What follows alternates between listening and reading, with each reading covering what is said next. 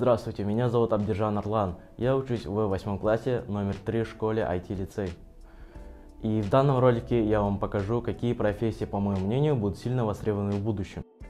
Тяжело представить нашу жизнь без влияния соцсетей. В соцсетях можно делать все, что и вживую. Например, заказать еду через Instagram.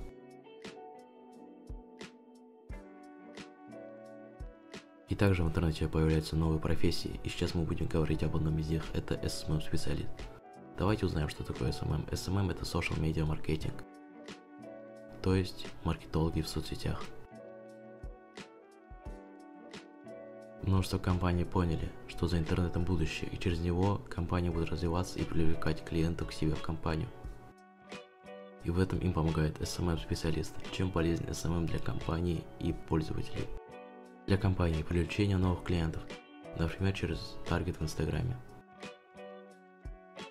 Малая цена по сравнению с SEO или от поисковых систем, что огромный плюс для начинающих бизнесменов.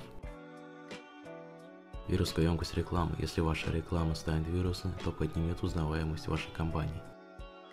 Конечно же, оформление аккаунта в соцсетях. В нынешнее время это очень важно, ведь часто люди в первую очередь смотрят на оформление аккаунта. Если он будет правильно и интересно оформлен, то поднимет доверие и интерес перспективных клиентов. И же плюсы для пользователей. Первое — это легко и удобное получение информации. Можно просто ввести поиск ключевое слово и название вашего города, информацию про услугу, которую должен преподносить СММщик. Второе — узнавание про новые возможности и компании и услуг. Вторая профессия. Архитектор занимается проектированием зданий, а также разработкой плана.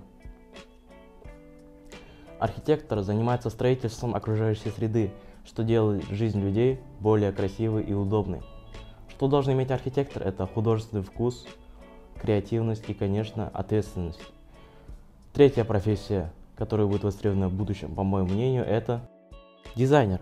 Одна из самых востребованных профессий в настоящее время и одна из самых перспективных в будущем. По моему мнению, эта профессия станет еще более востребованной, ведь сейчас многие заменяют роботы, но творчество всегда останется работой человека. Технологическая революция изменит задачи и инструменты дизайнера, но потребность создания чего-то нового или красивого всегда останется. Новая эпоха информационной революции дает о себе знать, ведь дизайн появляется в многих местах, то есть это и в компьютерных играх, приложениях и интерфейсах. В следующей революции появятся 3D, 4D и остальные D-мира, и также нейроинтерфейсы, что будет напрямую связано через мозг. Сейчас это кажется далеким и страшным будущим, но даже в нем дизайнеры не пропадут. Вот какие профессии, по моему мнению, будут востребованы в будущем, а согласны ли вы со мной?